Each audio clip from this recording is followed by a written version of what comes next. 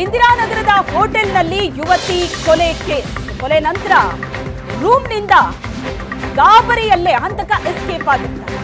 ಹೋಟೆಲ್ನಲ್ಲಿ ಶವ ಬಿಟ್ಟು ಮೆಜೆಸ್ಟಿಕ್ಗೆ ಬಂದಿದ್ದಂತಹ ಆರೋಪಿ ಮೆಜೆಸ್ಟಿಕ್ ರೈಲು ನಿಲ್ದಾಣದ ಸಮೀಪ ಮೊಬೈಲ್ ಸ್ವಿಚ್ ಆಫ್ ಆಗುತ್ತೆ. ಮೊಬೈಲ್ ಸ್ವಿಚ್ ಆಫ್ ಮಾಡಿ ಕೇರಳಕ್ಕೆ ಈತ ಎಸ್ಕೇಪ್ ಆಗಿರಬಹುದು ಅನ್ನೋ ಅನುಮಾನ ಇದೆ ಪೊಲೀಸರಿಗೆ. ಕೇರಳ ಸೇರಿದಂತೆ ಹಲವು ಕಡೆ ಆರೋಪಿಗಾಗಿ ಹುಡುಕಾಟ ನಡೆಸಿದ್ದಾರೆ ಪೊಲೀಸರು. ಹೋಟೆಲ್ಗೆ ಬರೋದಕ್ಕೂ ಮುನ್ನ ಚಾಕುವನ್ನ ತನ್ನ ಜೊತೆ ತಂದಿದ್ದ ಈತ ಪ್ರೇಯಸಿ ಜೊತೆ 2 ದಿನ ಇದ್ದು ನಂತರ ಕೊಲೆ ಮಾಡಿದಾನೆ ಅನ್ನೋ ಅನುಮಾನ ಇದೆ.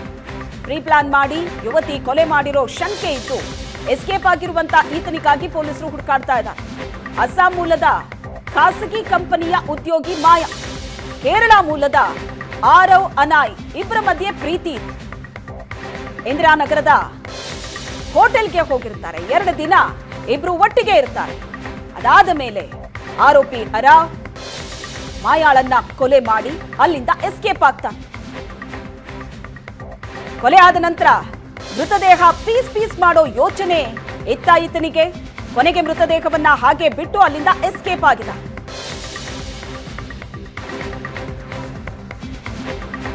ತುಂಬಾ ಪರ್ಸನಲ್ಗಳು ಇವೆಲ್ಲ. ಅವರಿಬ್ಬರು ಪರಸ್ಪರ ಒಬ್ಬರಿಗೊಬ್ಬರು ಪರಿಚಯ ಇತ್ತು ಮತ್ತು ಅವರು ಪ್ರೇಮ ಮಾಡ್ತಾಯಿದ್ರು ಅಂತ ಹೇಳಿ ಅವರು ಹೋಟೆಲ್ಗೆ ಅಲ್ಲೆಲ್ಲೋ ಒಂದು ಹೋಟೆಲ್ನಲ್ಲಿ ರೂಮಿಗೆ ಹೋಗಿ ಅಲ್ಲಿ ಸ್ಟೇ ಮಾಡಿದ್ದಾರೆ. ಮಾಡಿ ಅವರು ಅಲ್ಲೇ ಅವನು ಸ್ಟ್ಯಾಬ್ ಮಾಡಿದ್ದಾನೆ.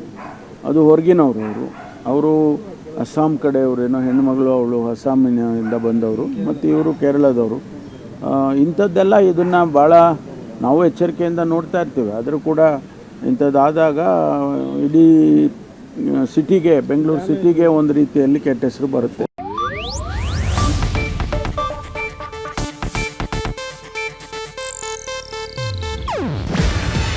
ಇದು ಏಷ್ಯಾನೆಟ್ ನ್ಯೂಸ್ ನೆಟ್ವರ್ಕ್ ಪ್ರಸ್ತುತಿ.